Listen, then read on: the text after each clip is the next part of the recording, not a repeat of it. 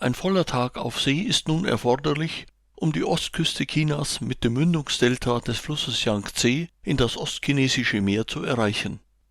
Der mit über 6000 Kilometern längste Fluss Chinas ermöglicht über eine Einfahrt in den Fluss Huangpu die Annäherung an Shanghai, dessen Zentrum nur kleinere Schiffe auf diesem Weg ansteuern können. Gegen 3 Uhr morgens legen wir am Kreuzfahrtterminal an, weshalb uns die fantastische Panoramaaussicht auf die Stadt erst mit Anbruch des neuen Tages vergönnt ist. Die atemberaubende Skyline der 25-Millionen-Stadt lässt uns erst einmal für längere Zeit staunend auf dem Oberdeck des Schiffes verharren.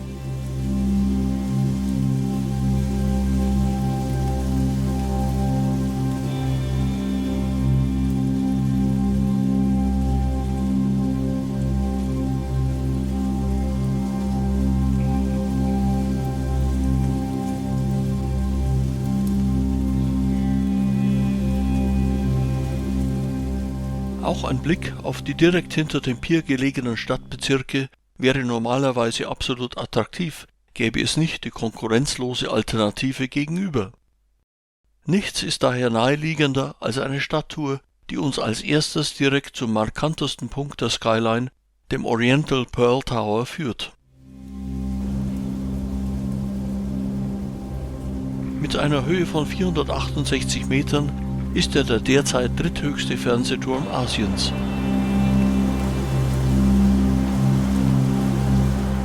Die einzigartige Konstruktion aus 11 verschieden großen Kugeln, die von Säulen getragen werden, machen ihn zum bekanntesten Wahrzeichen der Stadt Shanghai. Ein kreisrunder, erhöht angelegter Fußgängerweg gibt den Besuchern freie Sicht auf das monumentale Bauwerk aus verschiedenen Perspektiven.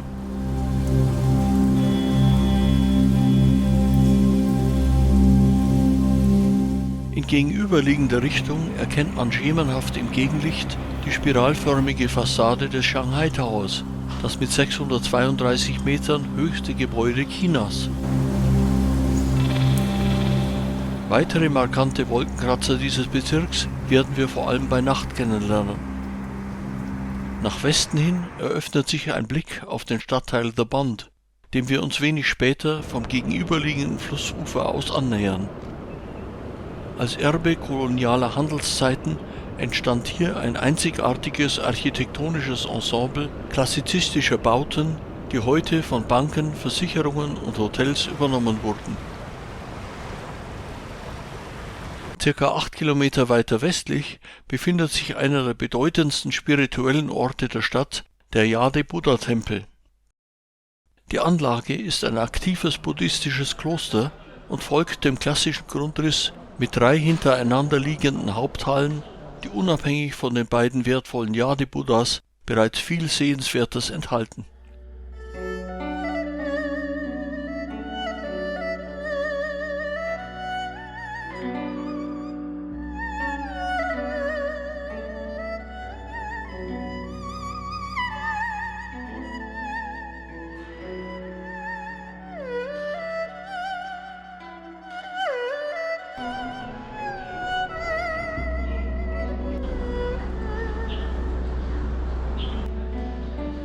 Höhepunkt ist schließlich die Yade-Buddha-Halle mit den beiden wertvollen Statuen, die 1880 von einem chinesischen Mönch von Birma nach Shanghai gebracht wurden.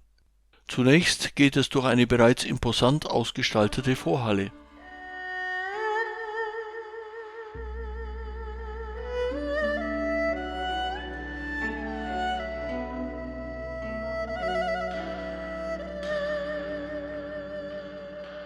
Danach nähern wir uns den Objekten der Begierde.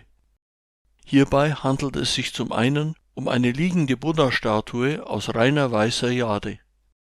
Unmittelbar daneben befindet sich eine größere marmorne Statue aus Singapur, die häufig mit der kleineren, aber viel wertvolleren Jade-Statue verwechselt wird. Beim zweiten Prunkstück, einer sitzenden Buddha-Statue, herrscht strenges Fotografierverbot, sodass wir uns mit den ausgestellten Bildern bzw. lizenziertem Fremdmaterial begnügen müssen. Die aus einem einzigen Jadeblock gefertigte Statue ist 1,95 Meter hoch und wiegt 3 Tonnen. Weiterhin beherbergt der Tempel über 7000 religiöse Schriften. Ein Blick auf die gepflegten Freibereiche bereitet uns bereits auf die nächste Station unserer Stadttour vor, nämlich die Gartenanlage von Yuyuan. Der vielbesuchte Garten wurde vor über 400 Jahren während der Ming-Zeit angelegt und gilt als eines der schönsten Beispiele der Gartenkunst in China.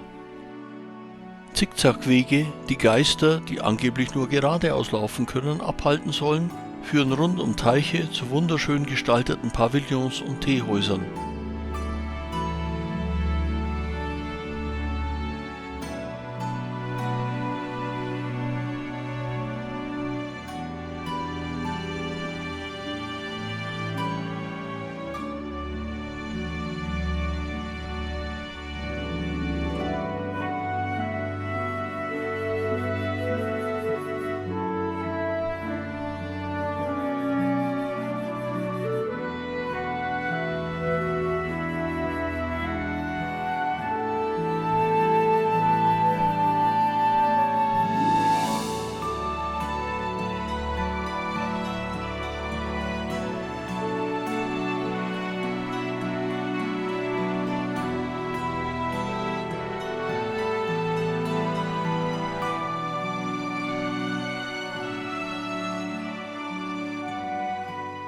Ein 400 Jahre alter Ginkgo-Baum gilt als lebendes Fossil und ist Symbol für Hoffnung und Langlebigkeit.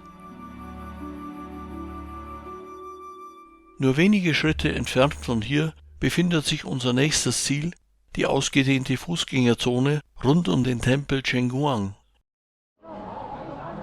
Der sogenannte Tempel des Stadtgottes spielt allerdings fast keine Rolle, denn hier gibt es vor allem viele Geschäfte, Restaurants und Teehäuser, die atmosphärisch stimmig im traditionellen Tempelstil gestaltet sind, ein weltweit wohl einmaliges Shoppingareal.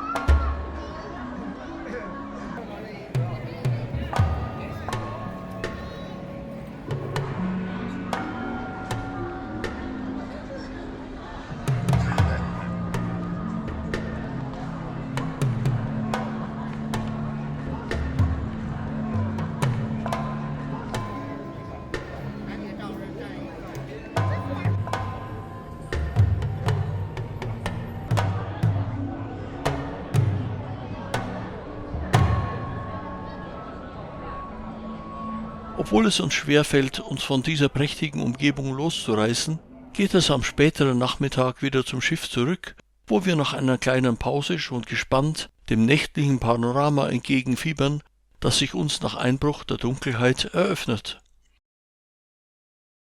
Was liegt also näher, als nochmals in Richtung des Stadtzentrums aufzubrechen, um das Lichterspektakel aus der Nähe zu genießen? Bestens geeignet hierfür ist der Jinmao Tower, der, flankiert vom spiralförmigen Shanghai Tower und dem flaschenöffnerartigen World Financial Center, mit einer sensationellen Aussichtsplattform in 340 Metern Höhe aufwartet.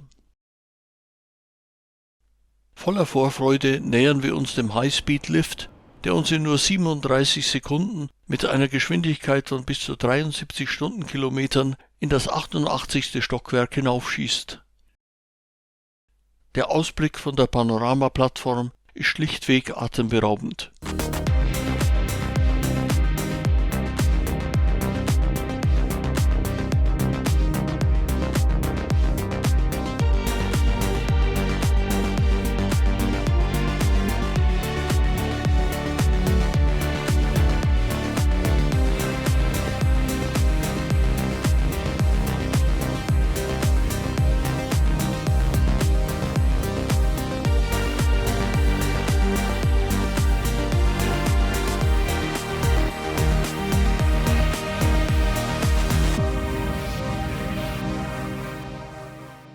Ein bisschen hautnäher soll nun der Kontakt zum Nachtleben denn doch gestaltet werden, weshalb wir uns nach Xintiandi, dem wohl angesagtesten Kneipenviertel der Stadt, auf den Weg machen. Schon die Fahrt dorthin bietet jede Menge für das Auge.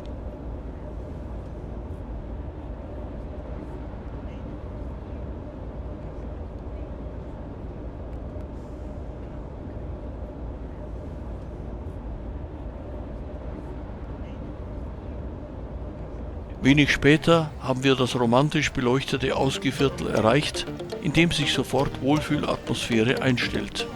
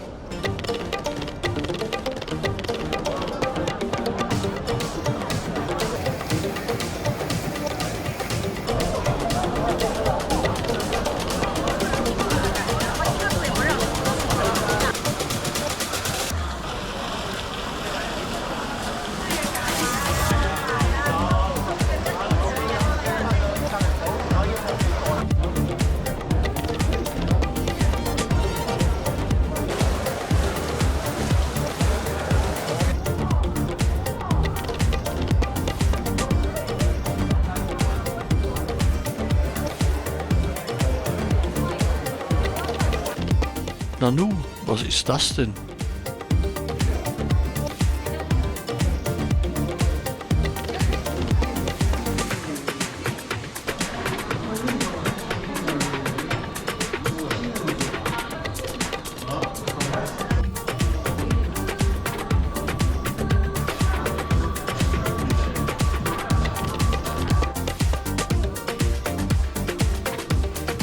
Nach diesem Erlebnis der besonderen Art verlassen wir das schicke Ausgehviertel wieder und machen uns auf den Rückweg durch die reizvoll beleuchtete Innenstadt.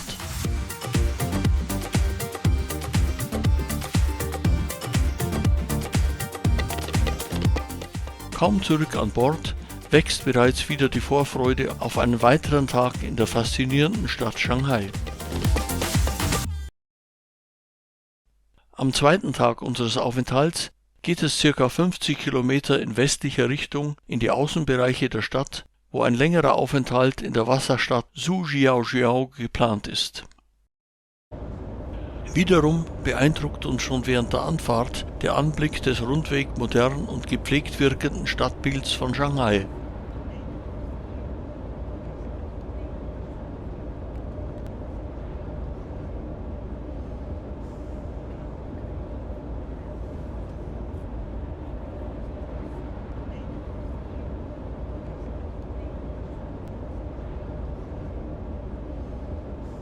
Nach unserer Ankunft in Zhujiaojiao werfen wir zunächst einmal einen Blick auf die Orientierungstafel, die uns die besondere Lage der von zahlreichen Wasserstraßen durchzogenen Stadt verdeutlicht. Was wäre daher naheliegender als eine stimmungsvolle Bootstour durch die häufig Venedig-Shanghais genannte Gemeinde? Die von West nach Ost verlaufenden Flüsse durch die mindestens 1800 Jahre alte Stadt wurden im Laufe der Jahrhunderte zu Transportkanälen umgebaut und durch Nebenkanäle ergänzt, sodass ein umfangreiches Netzwerk von Wasserstraßen entstand. Hierdurch wurde der Bau von zahlreichen hölzernen und steinernen Brücken erforderlich.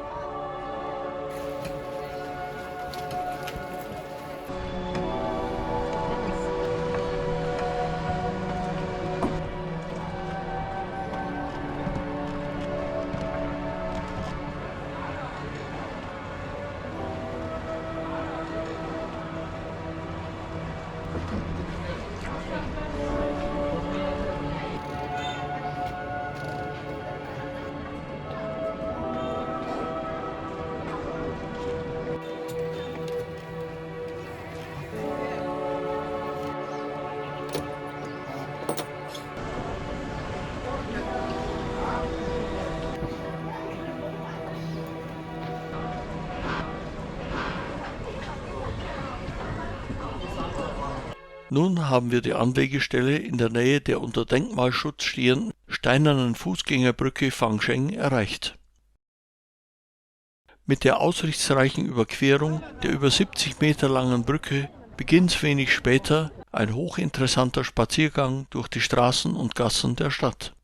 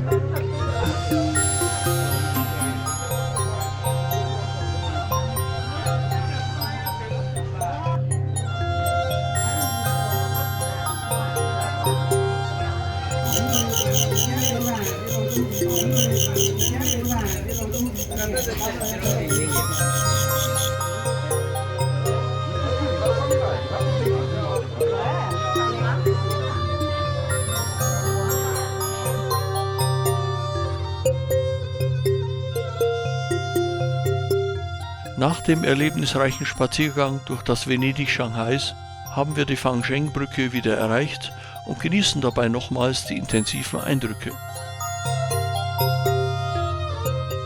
Danach ist die Zeit gekommen, um uns wieder auf den Rückweg in Richtung des Stadtzentrums von Shanghai zu begeben.